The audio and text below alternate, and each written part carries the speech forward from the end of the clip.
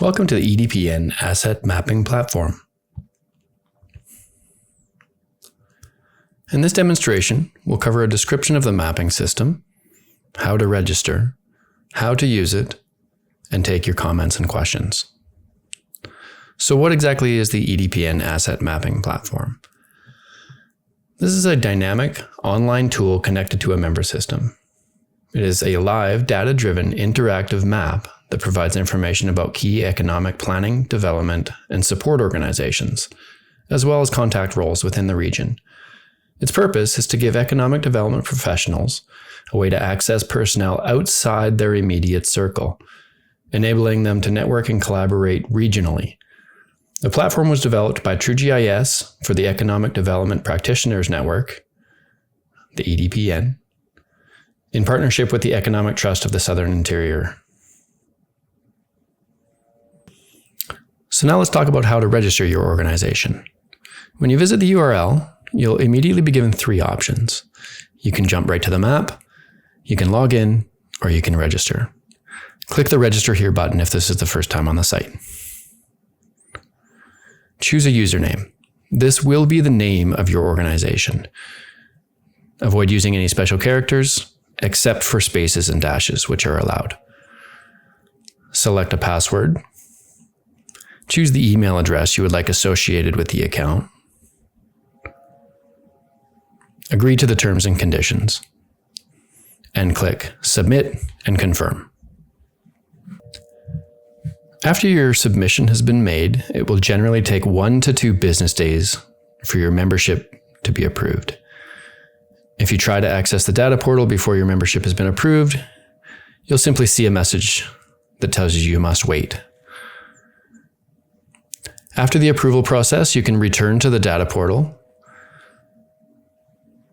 and you can add your information using the button here or the data portal button at the top.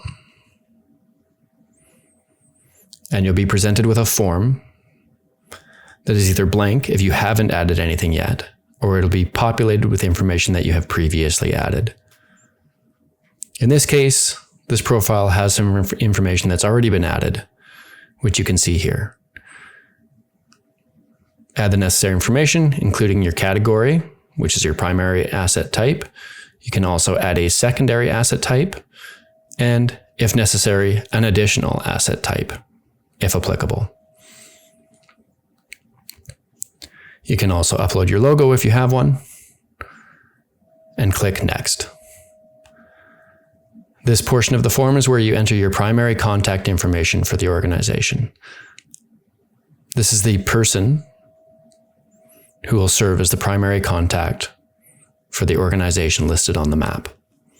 These contacts can also contain a category or asset type. The secondary contact information is not required, but if you do desire a secondary contact, you can add it here, including their category. A couple of things to note about the information you've just added on this form. While you can go back and adjust or change your details, it takes about 5 minutes for this form to be updated, so it will pre-populate with your newly added information, but just don't go back and change it right away. Wait about 5 minutes. Also, all of these details will be added to the public-facing map, but the EDPN coordinator will take between 3 and 7 business days to approve the changes, so you won't see your details right away. You'll be reminded of both these on the success page, so do not re-enter your data right away, and the review process will typically take 3 to 7 business days. Once the review process is complete, you'll be able to view the map and see your organization's details.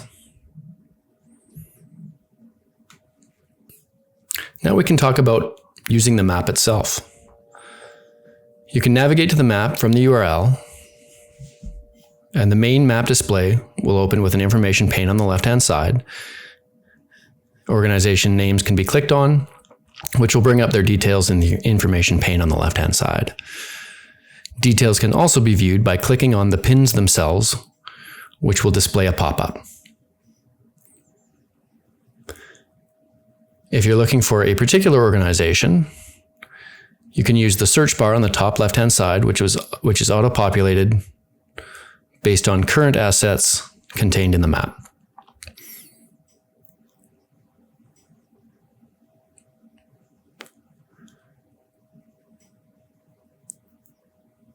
On the top right, you'll see several icons. The first one opens and closes the layer selector. This is a way of refining the map view. You can also use the information button to get information about the map. And within that information box, there's also a link that brings you to the instructional page, which walks you through map use. Next to the information button, you'll see a button that toggles the legend on and off. The legend displays the color code combinations for the asset types.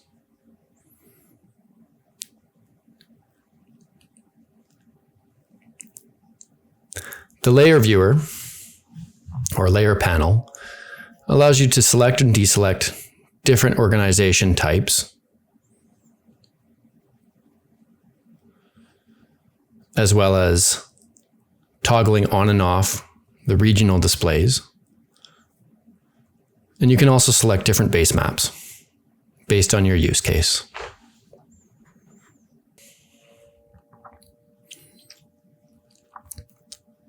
You also have the ability to filter what's displayed on the map by clicking on the filter button on the top right. This will open the filters panel on the left-hand side, where you can select a particular attribute to filter by. In this case, we'll filter by community. And then you can select the values you'd like to see. You can select multiple values by holding the control button on your keyboard. So here we'll select Castlegar, Nelson, and Trail assets. Just be sure to click the Add Filter button on the bottom left. This will add a layer to the layer panel, which shows your filtered assets. You will notice in this case, there appears to be an asset in Kelowna, which doesn't happen to match our selections.